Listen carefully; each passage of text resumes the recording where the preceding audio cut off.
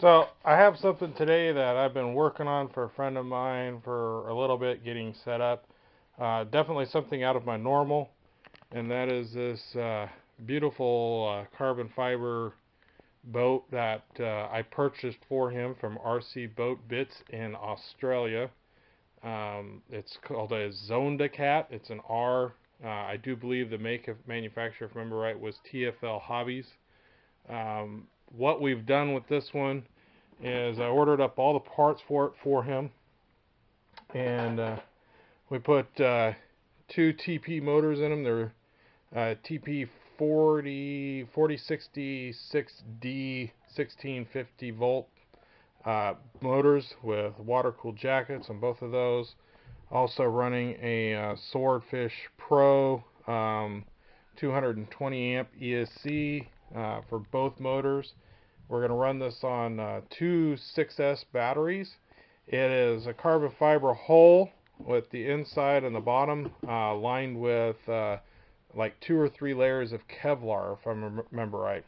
Carbon fiber trays for batteries on both sides. Running a Spectrum servo for the rudder, as well as a Spectrum receiver. Although both of us are not fond of Spectrum and we'd rather have Futaba, but this is what he had, so we're using it. It plumbs up, the antenna plumbs up the antenna tube. Water comes in through the rudder, which was also made by RC Boat Bits. I've got a messy desk from working on a plane project. I don't know if you can make that out, but it's laser engraved RC Boat Bits on it, the rudder. Two props, I can't remember the size, I want to say there are 43 props. Rudder comes in through the dual rudder pickup, comes into the hole under the back side, feeds through both the motors and the ESCs, and then gets ejected out these ports here. Those would be the water ejection ports. A really cool boat. This has actually made me want to get one after building it up for him, programming the ESCs. The other thing that I did for him to help eliminate some spark, took me a little bit to find the right resistor, did some calculations based off of guys' recommendations online, and it never did eliminate the spark and would never power up the ESCs properly. So what I ended up doing is plugging in it's a 20 ohm 3 watt resistor that's powered through. So when we go to plug it up to the 6 cell battery, this portion here would be disconnected. This part would get powered up. Then this part here, these bolts, excuse me for a sec, I'll put the camera down. This part here, after it gets plugged in the battery, we plug in the smaller bullet connector first, and then literally within seconds plug in the main lead, and it powers everything up normally in the ESC. Motor gets powered up properly, and there is literally no spark at all. So cool little addition. Took me a while, like I said, to find the right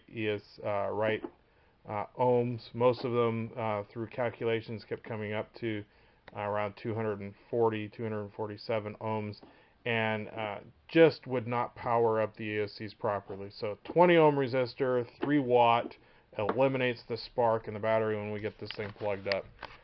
See if I can step back and give you a little bit of view. Sorry for the light coming in the window. See if I can get you a view from the other side. Excuse the messy garage. We moved in and have never really unloaded anything other than I've just been working on some planes. So here's a pretty decent view of the boat. Really cool. Estimated speed, I've been told, should be right around 60 miles per hour.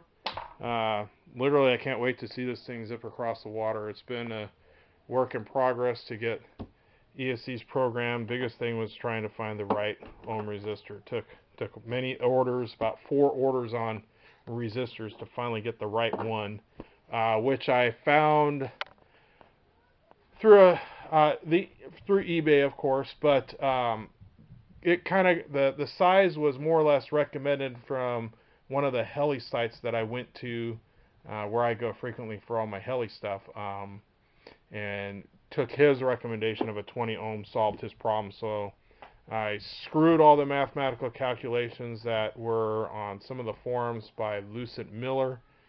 Even though he's done very well with other things I've done, this one I did the exact calculations, but it would never power it properly. So took the other guy's recommendation, went with a 20 ohm, solved our sparking problem. Everything's now programmed, literally ready to go in the water, and like I said, can't wait to see this bad boy zip. I'll put the camera down for a sec, and I'll kind of try and give you a shot under the hull.